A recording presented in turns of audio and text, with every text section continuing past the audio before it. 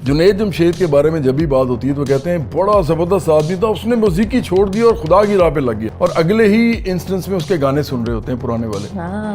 अगर देखा जाए मुनाफिकत देखिए, अभी भी सुने जाते हैं उनके गाने, हम भी सभी भी सुनते हैं जी। मैं आपको बता रहा हूँ कि किस किस्म के लोग हैं हम।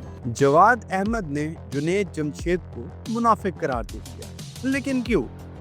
पाकिस्तान के मशहूर पॉप और भंगड़ा सिंगर जवाद अहमद, जो बिन तेरे, ओ कहंदी ये सैया, मेहंदी और उच्चियां मजाजा वाली जैसे सुपरहिट गानों की वजह से घर घर में मशहूर हैं, एक दफ़ा फिर अपनी तेज़ और कंट्रोवर्शियल बातों की वजह से हेडलाइंस बन गई हैं। जवाद अहमद ने RNN न्यूज़ के एक इंटरव्यू में लेट सिंगर जुनैद जमशेद को खुलेआम हिपोक्रेट यानी मुनाफिक कह दिया।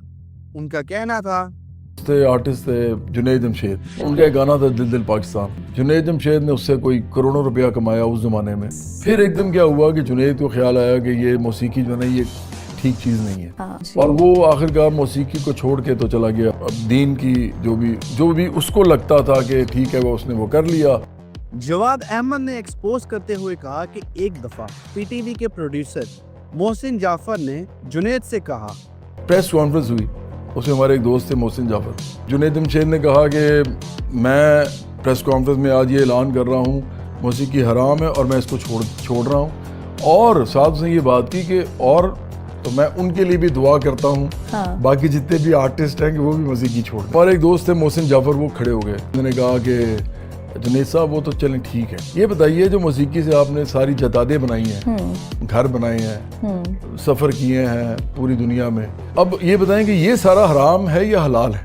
इस पर भी जुनैद जमशेद गुस्से में आ गए और कहा कि उन्होंने फतवा ले लिया है कि तौबा करने के बाद सब हलाल हो जाता है। तो जुनैद जो है वो तो परेशान हो गया, जुनैद को जवाब ही ना आए, जुनैद का चेहरा सुर्ख हो गया, और जुनैद ने आगे से थोड़ा सा गुस्सा भी किया, ये भी कहा कि वो जी मैंने तो फतवा लिया है कि अब तो जब आप एक बार तौबा कर लें तो वो सारा हलाल हो जाता है। जवाद कहते हैं कि जुनैद जमशेद को लोग हीरो समझने लगे क्योंकि उन्होंने म्यूजिक छोड़ दिया, लेकिन आज भी लोग उनके गाने सुनते हैं जो जुनैद के लिए गुनाह बन सकते हैं।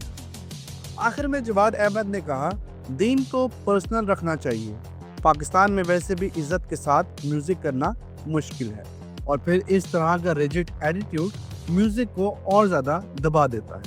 आपका क्या कहना है इस बारे में?